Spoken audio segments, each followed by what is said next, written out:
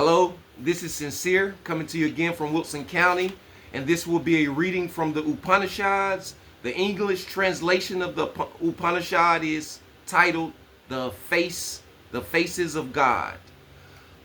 And the verse goes, all is change in the world of the senses, but the changeless is the supreme Lord of love. Meditate on him, be absorbed in him. Wake up from this dream of separateness. Know God, and all filters will fall away. No longer identifying yourself with the body.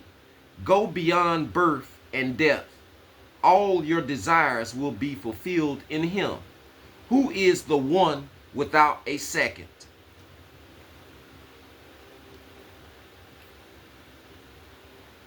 I guess what sticks out to me when it says all is change in the world of the senses. I kind of feel like that everything that you feel goes through a process of change. Everything that you see goes through a process of change. Everything that you hear from the vibrational tone that reaches the ear, it changes.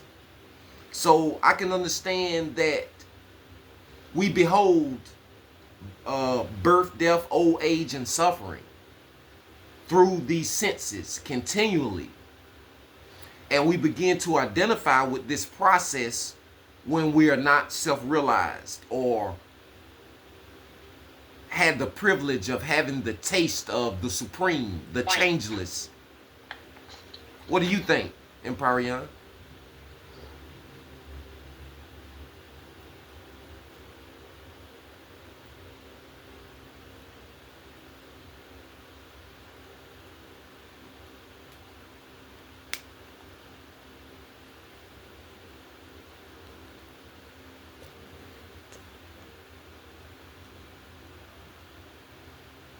I think I'm just trying to learn more about divine presence and the supreme. So Well, divine presence and the supreme is the same thing.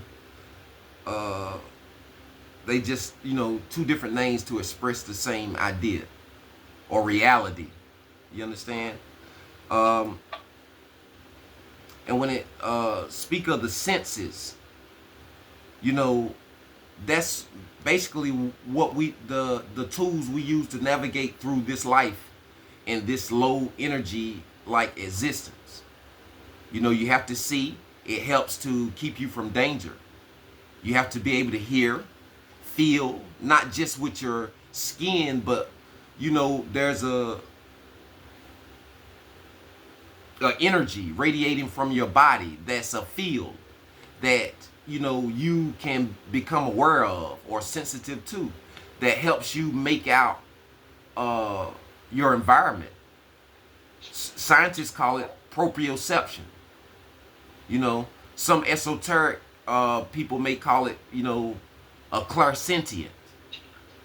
But it's our attempting to process life by way of the senses. But the scripture teaches us that there is a higher sense. There are higher senses. There's a higher taste. There's a divine reality where separateness is almost non-existent. You understand where I'm coming from? Where there is a unified field where we're all connected, where there are no boundary lines with the divine self. You can't say this is a piece of divine self, that's a piece of divine self in its purity, the wholeness. That's why they say that they call divine presence, the Lord of the universe. There's nowhere where the presence of the divine is not, but we cannot perceive this in depth with the mind and with the senses. So it says all is change in the world of senses. In this material realm, even though sometimes we cannot perceive the change with the instrument of the eyes, we can't perceive the sense object changing because we get stuck in the moment. We see eternity in the fleeting. It's like when we get upset sometimes. It feel like we're gonna be upset forever because we can't think outside of that emotion at that time. So we see eternity within the transient, because of the befuddlement of the mind and the lack of control of the senses. Instead of us directing the eyes, we allow the eyes to direct us. You understand? Instead of us directing the nose, the ears, the taste, we allow those things to carry us further away from divine presence by means of our perception and understanding. Because divine presence doesn't go anywhere. It outruns the fastest. You understand? Being that it's everywhere, where can you go to outrun divine presence? Where can you go to get away from it? Right. So we must understand the importance of coming out of the spiritual realm. Not out of the spiritual realm, but coming out of the material realm. Because the first lesson is all is change in the world of senses. So in this material realm, everything is fleeting. Everything is changing. All the substance is illusion. Right, because it changes. Because it changes. Do you have anything to add, Brother Peace?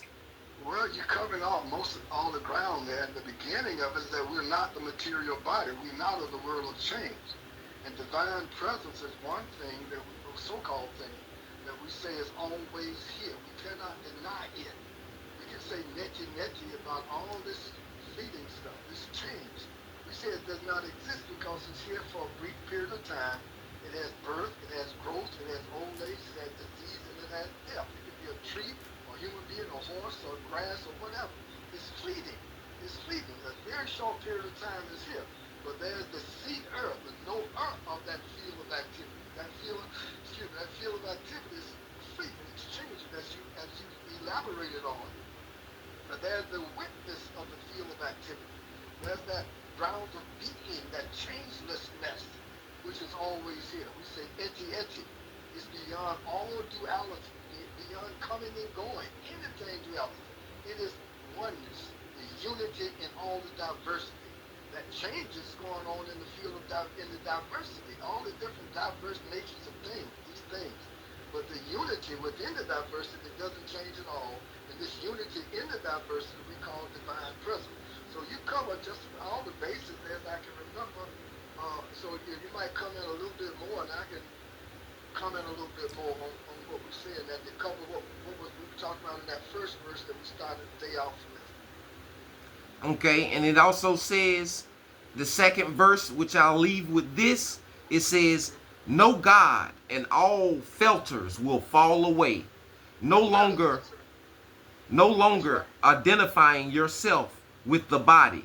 Go beyond birth and death. All your desires will be fulfilled in him, who is one without a second. Yes. No one can be present. No one is equal to the divine presence. There's no one can go parallel to divine presence.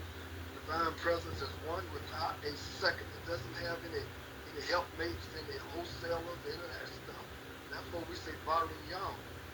Divine presence is the only one worship worthy of worship. And we are determined, no matter who wants to worship all these demigods and all these ancestors and all these other things, we worship divine presence, God and God alone. None to be worshipped with God alone. We call that divine presence. And this is why our ancient ancestors were so intelligent, because they were tapping into divine presence, which is the source of all intelligence. And we say, when we say associated with divine presence, as we have the whole dietary, we say the more we associate with divine presence through our spiritual practice, the more intelligent we become. The more intelligent we become, the better we can navigate, as you so nicely put it earlier, we can navigate through the Maya and the different changes of the material world. Oh, Brother Peace? Yes, sir. That's beautiful. We're going to end with that. Yeah, so it's been nice. It's been very nice. I like the dialogue, brother. See, we can all chime in. I appreciate you, brother. And I thank Divine Presence for your association. Yes. Om Tat Sat. Om Tat Sat.